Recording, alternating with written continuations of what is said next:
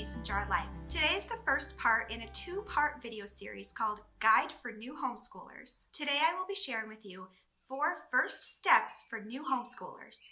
And part 2 in the next video will be my top 7 tips for new homeschoolers. Now, this video is primarily for those of you who have decided or are thinking about continuing to homeschool after the schools open back up again. If you are using your child's school's curriculum, maybe working with their teacher online, that's totally fine. That's wonderful that they have that available, but you might find that some of the tips in this video might not apply to you.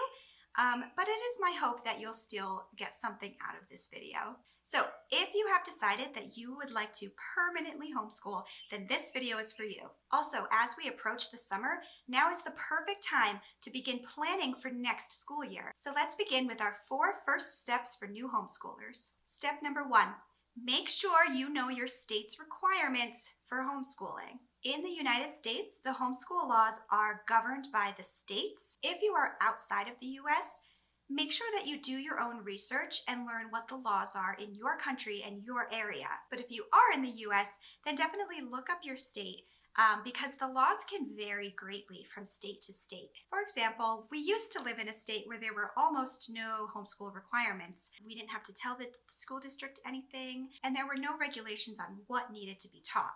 It was pretty much left up to the parents to decide what needed to be taught to their children. Then we moved to another state, one that has very strict requirements. The school district has to be notified of every homeschooled child, even if they've never been in the school system. We have to teach specific subjects that are required. We have to create a portfolio for every child, as well as have an evaluator come every year, among other requirements. Most states fall somewhere in between these two extremes. You can go to hslda.org, which stands for Homeschool Legal Defense Association. You can go to their website and click on your state and get all the information that you need about what the homeschool laws are in your state.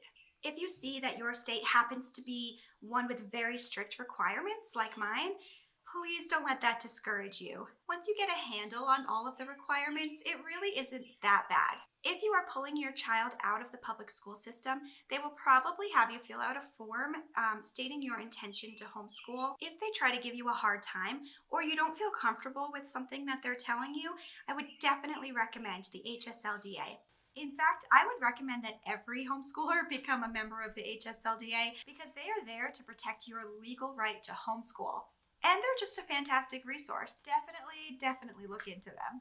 Step number 2 for new homeschoolers is to research the different learning styles. A learning style is the best way for an individual to absorb and understand new information, and different learning strategies can be applied to different learning styles. In the homeschooling world, you'll generally hear reference to 3 main learning styles: auditory, visual, and kinesthetic. Children with an auditory learning style are those who learn best by what they hear. These children might learn best when something is spoken to them, read to them, through singing, or even having them say something out loud. They tend to do well with lectures, discussions, songs and rhymes, and stories that are read aloud. Visual learners learn best through seeing, perhaps through the use of pictures, visual prompts. Even reading can be considered visual because they are seeing the words on the page. And the third learning style is the kinesthetic learning style.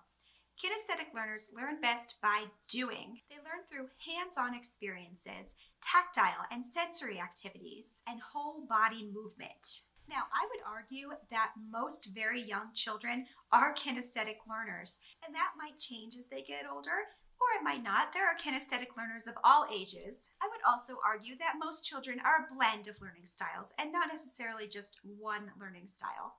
It's helpful to know which learning style is your child's primary learning style and which one might be secondary. So I put a link below to help you figure out which learning styles you should be focusing on for your child. Now, I did want to mention these 3 learning styles are actually really oversimplified. There actually are other theories on learning styles, and if you happen to have a teaching degree, then you may have heard of Howard Gardner's theory on multiple intelligences, which actually postulates that there are 8 learning styles. So if you have time, I would definitely recommend looking up those 8 intelligences, especially if your child doesn't fit perfectly into one of the 3 basic learning styles. Another interesting thing to look up, if you are so inclined, is Piaget's 4 stages of cognitive development. Now, these are not learning styles, but rather 4 stages of development that each child goes through, and it involves how they acquire knowledge. For example, there's this idea of one-to-one correspondence, and this is the idea that a number, which is really a symbolic thing, corresponds to a particular number of objects. The number 1 means one object, the number 2 means the second object, and this understanding of one-to-one correspondence cannot actually take place before the age of 2, according to Piaget's theory. A 1-year-old is not capable of thinking symbolically yet. That begins in the 2nd stage of development, where children are able to think more symbolically, but they're still very concrete thinkers. Anyway, look it up. I think it's really interesting.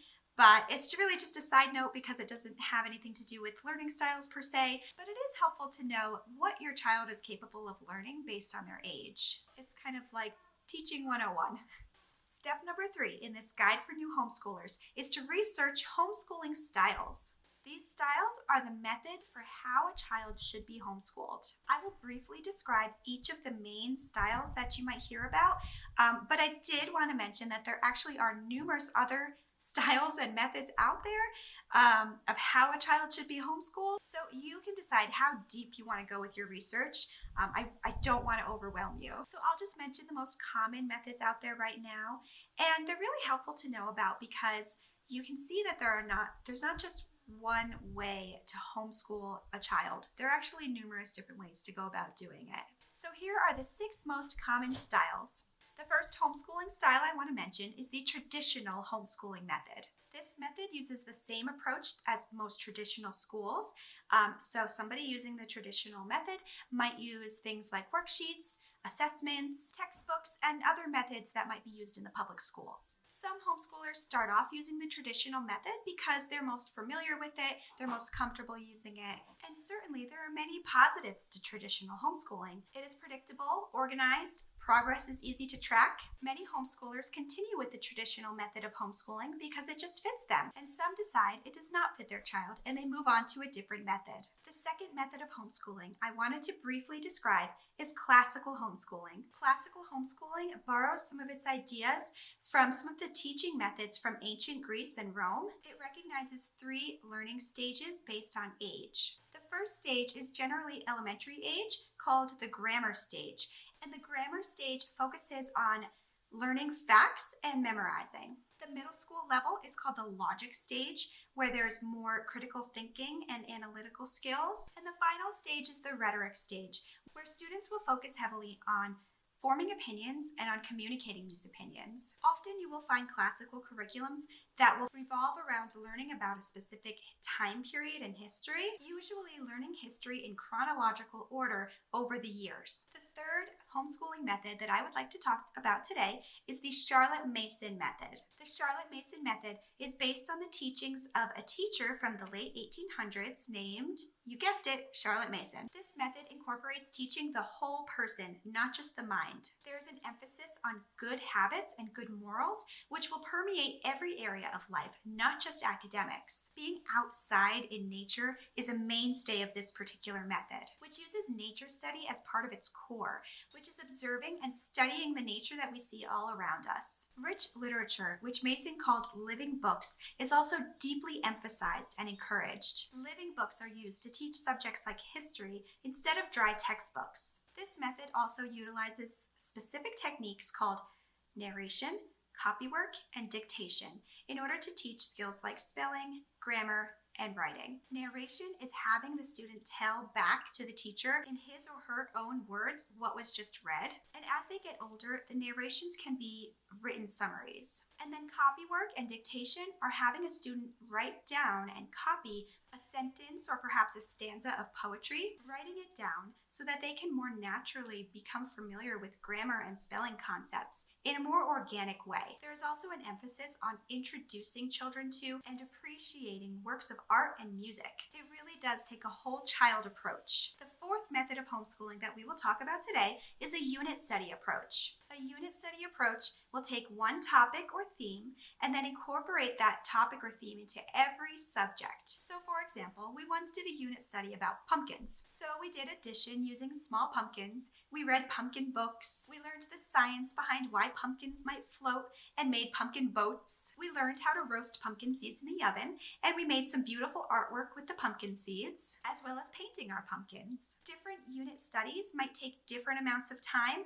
Our pumpkin unit study took about 3 weeks. The idea behind unit studies is that if a child is immersed in a particular theme or topic, they will retain the information better, because the subject has been explored in depth and from all different angles. One of the benefits of unit studies is that they can be taught to multiple children of different ages, and they also tend to include a lot of hands-on activities. Actually, if you are homeschooling multiple children, check out my video on homeschooling multiple children, and I will link that right above. Okay, the fifth method of homeschooling that I would like to briefly cover is something called unschooling. Now, some people are a little confused about what unschooling is because it sounds like a really passive approach with no structure whatsoever, but that's really not what it is. Unschooling is a child-led approach to learning. It is also sometimes called natural learning or experience-based learning. Humans naturally have a propensity for learning, so parents who follow unschooling generally trust their child's interests to guide them. Now, this does not mean playing video games all day. Unschoolers will have many resources available: books, math manipulative, science tools.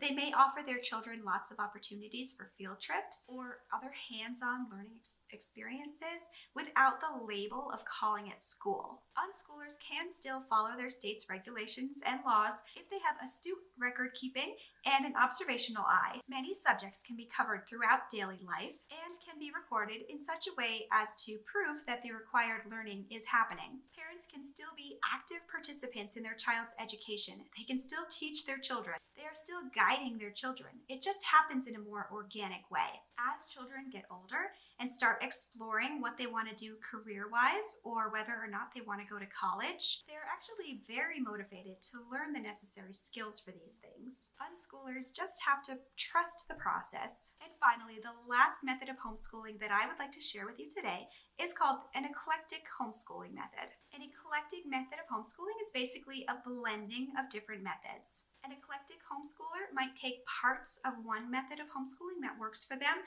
and combine it with parts of another method of homeschooling. They may use a variety of different educational methods. They might even take different approaches from semester to semester. Eclectic homeschoolers are able to mix and match educational tools and resources to fit their style and their child. So those are the main homeschooling methods. Again, there are others out there, but these are a great starting point. I actually consider myself an eclectic homeschooler, leaning heavily toward Charlotte Mason method, as well as a little touch of traditional and even a smidge of unschooling. That is just what works for us, and you will find what works for you. Also, it may take some time and some experience homeschooling before you truly commit to a particular homeschooling method, but I would just start with which style resonates the most with you. Which style feels the most right for you and your child. Start there and just try it. You may find that it doesn't work for you at all, or it might work great. Or you might like to only incorporate certain aspects of a particular method. It is entirely up to you, and you don't have to commit to a particular method right away. There is no pressure. These can just be a helpful starting point for finding curriculum. And this brings us to our fourth and final step for new homeschoolers: finding a curriculum. Find or create a curriculum for your child. I get so excited over curriculum, it's a little ridiculous. But I understand. Curriculums can be so overwhelming because there are so many of them out there. And that is one reason why I spent so much time talking about learning styles and homeschooling styles, because it can help weed out the curriculums that just wouldn't work for your family. When you are looking for curriculum, try to gauge whether or not it would work for your child's learning style. If you have an auditory learner, look for things like stories that are read aloud, history that includes an audio component, like songs and rhymes, or exciting historical stories on audio files. Look for lots of discussion questions, because talking about things can be helpful for auditory learners. For visual learners, look for bright, colorful pictures, maps, timelines. Look for art projects that are part of the curriculum. For kinesthetic learners, look for physical manipulatives, curriculums that incorporate hands-on learning, and whole body movement, maybe activities that involve acting out different scenarios. So what about homeschooling methods? When looking at curriculum with homeschooling methods in mind, oftentimes a curriculum will advertise which method they follow, or if they incorporate different parts of more than one method. So keep an eye out for that. One thing I would recommend doing when you're looking for a curriculum is to set a budget. You could easily spend upwards of $1,000 on each child for the school year if you aren't careful. And if that's your choice to do that, that's absolutely fine. You have to pick the curriculum that works for you. Especially if your child is older, it's more common and sometimes necessary to spend more money. Plus, it's still a lot cheaper than private school. I just want you to be aware of how much you are spending and plan for it. On the opposite end of the spectrum, there are people who have managed to homeschool for free. So if you are interested, I actually have a video about free homeschool resources and curriculums that I will link above. Also, I wanted to mention really quickly, since we haven't covered it yet, there are online schools that are considered homeschool where your child is actually taught by a real live teacher. It's almost like taking online college classes. It has a similar structure and vibe. I'm not sure if this is at all similar to what the public schools are providing right now with online education, but these online schools are definitely more established in online teaching because they have more experience with it, and that's what they were set up to do. I just wanted to let you know that this is an option to look into. It can be a more expensive option, and I just personally wouldn't do this for younger children. I would probably recommend middle school and up, but that is only my opinion. You know your child best. It also might work well if you are working full-time or if you have medical needs that would make it difficult for you to be the teacher. The other option, if you are not interested in any of the curriculums out there, is that you can actually make your own curriculum. I had a good friend who actually did this, and initially I was amazed that she was able to do this. But now I realize that it's not as hard as it seems. You just might want a list that could give you the necessary things that you need to teach for a particular subject or grade, or at least the order in which they should be taught. Some people really like the control of being able to create their own curriculum, but I would assume that most people, at least most new homeschoolers, would rather use an already created curriculum to guide them and help them cover all of their bases. Please take a look at all of the links that I left below in the description. There are links for information about the state's requirements, learning styles, homeschool methods, and links to some of my favorite curriculums that I would recommend. My kids are primarily kinesthetic learners and secondarily visual learners, so my favorite curriculums tend to fall into those two categories. Also, I tend to lean heavily toward a Charlotte Mason approach, but I think I have a healthy mix of favorites. So I would encourage you to check out those links, do lots of research, and enjoy this new homeschooling journey. And don't forget to keep an eye out for my next video, part 2 of my guide for new homeschoolers, where I give you my top 7 tips for new homeschoolers. If you enjoyed this content, please like this video, subscribe to my channel, and click on that notification bell if you want to be notified of any of my future videos. Thank you so much, everybody, and have a wonderful and educational day.